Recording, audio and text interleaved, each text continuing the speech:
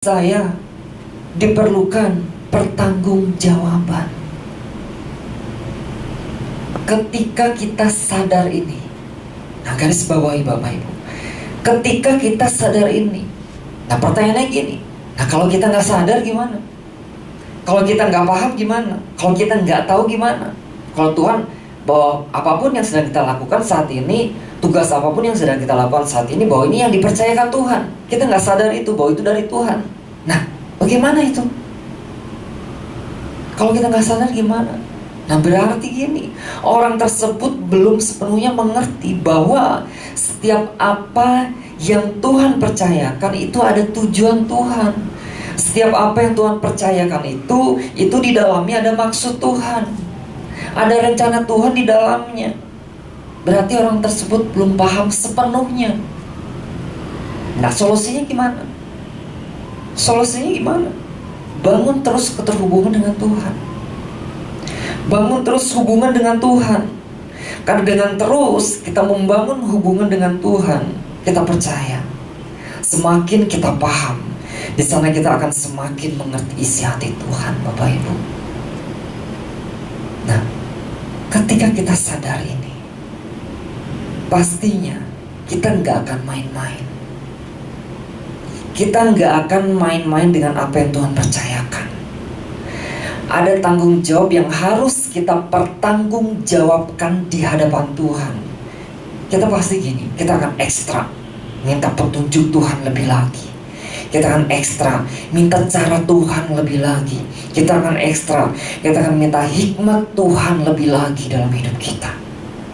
Seperti yang Salomo lakukan, dia datang kepada Tuhan. Tuhan, berikan aku hati yang paham. Nah, nggak salah dengan pengetahuan yang kita dapat, Bapak Ibu. Nggak salah dengan kepandaian yang kita punya dalam hidup kita. Itu perlu, itu penting. Karena itu mendukung dengan apa yang kita putuskan dalam hidup kita. Tetapi gini, hikmat hanya datang dari Tuhan. Kepandaian, kepintaran, pengetahuan itu penting. Tetapi terlebih daripada itu, hikmat hanya datang dari Tuhan. Mari kita buka bersama dalam Amsal 2 ayat yang ke-6. Amsal 2, ayat yang ke-1 sampai yang ke-6. Saya akan bacakan. Amsal 2 ayat yang pertama sampai yang ke-6. Demikian firman Tuhan. Hai anakku, jikalau engkau menerima perkataanku dan menyimpan perintahku di dalam hatimu, sehingga telingamu memperhatikan hikmat dan engkau mencenderungkan hatimu kepada kepandaian.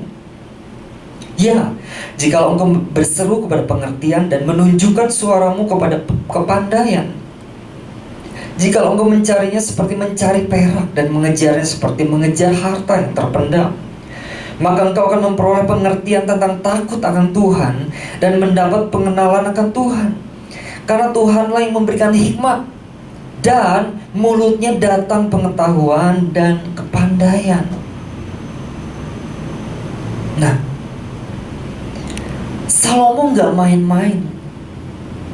Dia memandang ini sebuah keseriusan, ini sebuah kesungguhan, dan dia datang kepada Tuhan. Tuhan, aku perlu Engkau. Berikan kepada hamba-Mu nih hati yang faham untuk menimbang segala perkara. Nah, poin yang pertama, agar kita bertambah hikmat dari Tuhan, yaitu ketika kita menyadari apa yang Tuhan percayakan dalam hidup kita, diperlukan sebuah pertanggungjawaban. Oh ya, mari setiap kita berkata seperti ini, saya bertanggung jawab dengan apa yang sudah Tuhan percayakan. Nah, apa yang Tuhan percayakan hari-hari ini Bapak Ibu? Mungkin pekerjaan, keluarga kita, pelayanan kita, apapun yang Tuhan percayakan dalam hidup kita. Mari, ini bukan hal yang main-main Bapak Ibu. Kita perlu keseriusan, nggak bisa main-main. Kita perlu datang kepada Tuhan dan kita harus sadari itu, bahwa apapun yang Tuhan percayakan dalam hidup kita, itu ada maksud Tuhan, itu ada rencana Tuhan. Dan kita perlu datang kepada Tuhan lebih lagi. Saya perlu Engkau Tuhan, saya perlu hikmat yang daripada Tuhan. Wow. Kita harus paham ini Bapak Ibu. Apa yang Tuhan percayakan kepada kita itu berbeda-beda porsinya. Kita harus tahu itu. Berbeda-beda porsinya sesuai dengan apa? Sesuai dengan kemampuan orang tersebut. Dan kita nggak bisa menuntut orang lain sama seperti kita. Apa yang Tuhan percayakan hari-hari ini, kerjakan itu. Dan kita harus datang kepada Tuhan, anggap, dan kita harus pahami ini suatu keseriusan ketika Tuhan percayakan. Dan kita harus datang kepada Tuhan, kita harus minta hikmat lebih lagi. Supaya apa? Dan apa yang Tuhan percayakan dalam hidup kita, ketika kita mengambil sebuah keputusan, itu keputusan yang kita ambil itu selaras dengan cara pandang Tuhan, selaras dengan pikiran Tuhan. Nah, mari yang kedua.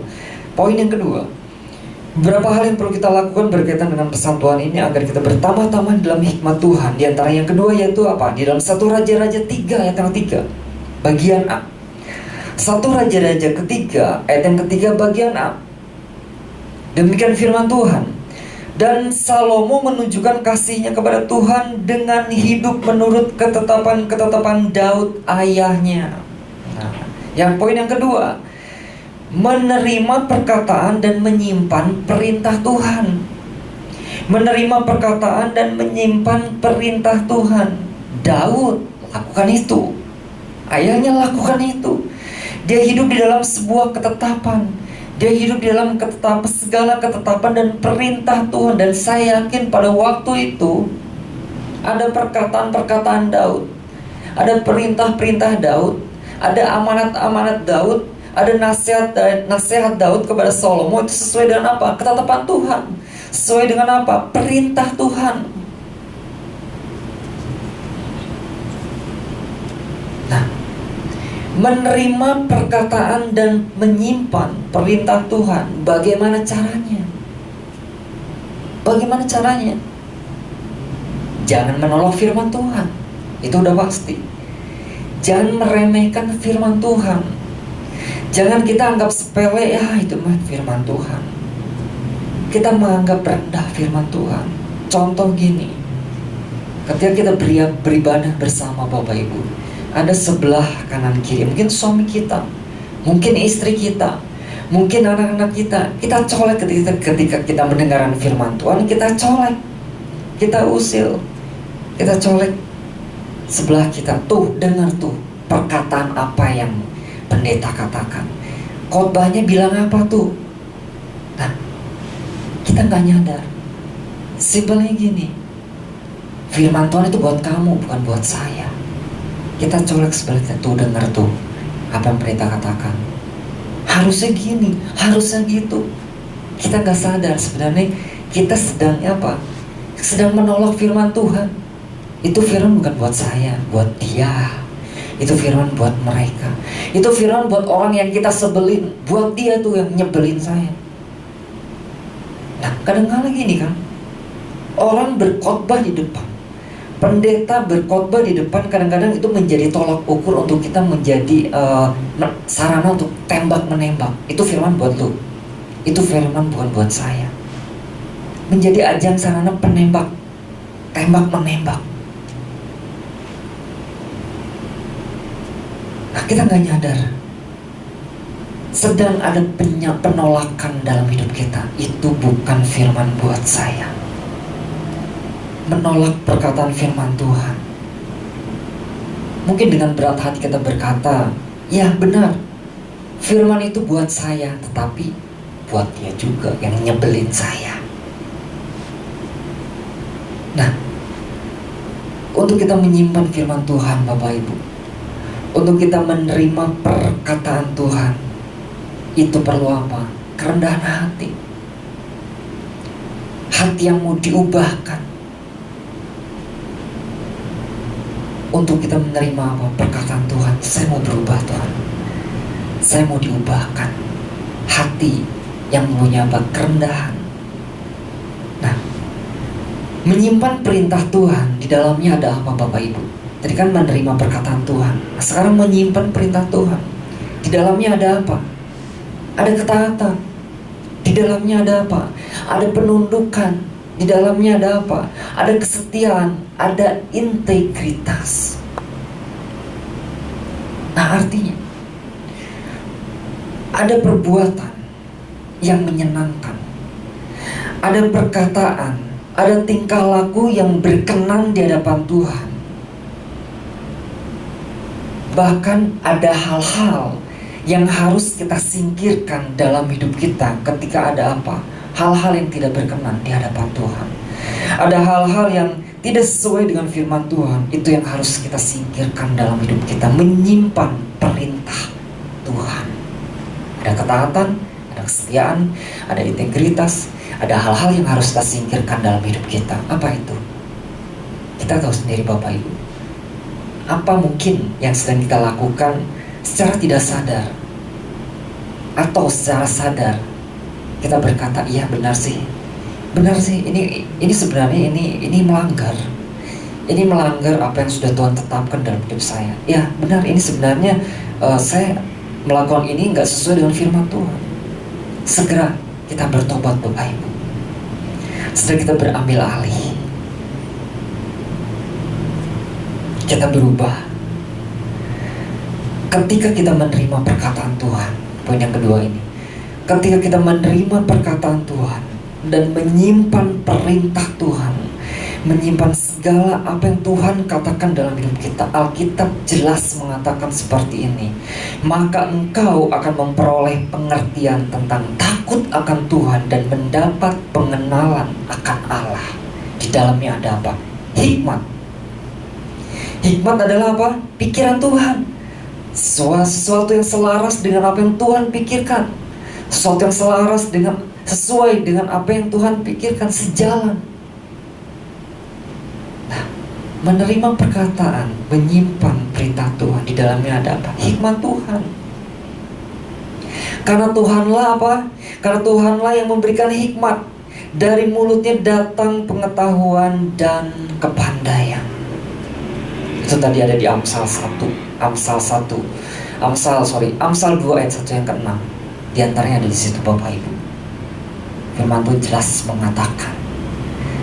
Nah, mari Bapak Ibu pagi hari ini, setiap kita, ketika kita mendapatkan pesan Tuhan minggu ini tentang hikmat dalam menimbang segala sesuatu, kita harus menyadari bahwa dimanapun kita berada, kita diperhadapkan dengan segala keputusan yang harus kita ambil. Kita diperhadapkan dengan hal-hal yang harus kita hadapi, hal-hal yang harus kita pertanggungjawabkan di hadapan Tuhan. Dan itu diperlukan sebuah hikmat, harta yang sangat penting dalam hidup kita, harta yang bernilai tinggi. Neraca kita harus benar, basic kita harus benar, yaitu apa? Firman Tuhan dan Tuhan itu sendiri. Nah, mari Bapak Ibu, setiap kita, jemaat Tuhan, orang-orang yang mendengarkan setiap firman pada pagi hari ini, mari kita datang lebih lagi kepada Tuhan. Kita memohon, Tuhan, saya perlu Engkau. Tuhan, saya perlu hikmat yang daripada Engkau.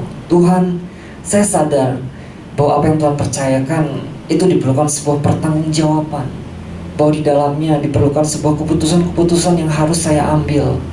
Saya perlu hikmat-Mu lebih lagi dengan apa yang sudah Tuhan percayakan dalam hidup saya, supaya saya sejalan dengan apa yang Tuhan harapkan, apa yang Tuhan inginkan. Tuhan, berikan saya hati yang menerima perkataan dan menyimpan perintah Tuhan. Mari kita berdoa kepada Tuhan. Kami bersyukur pada Tuhan pada pagi hari ini.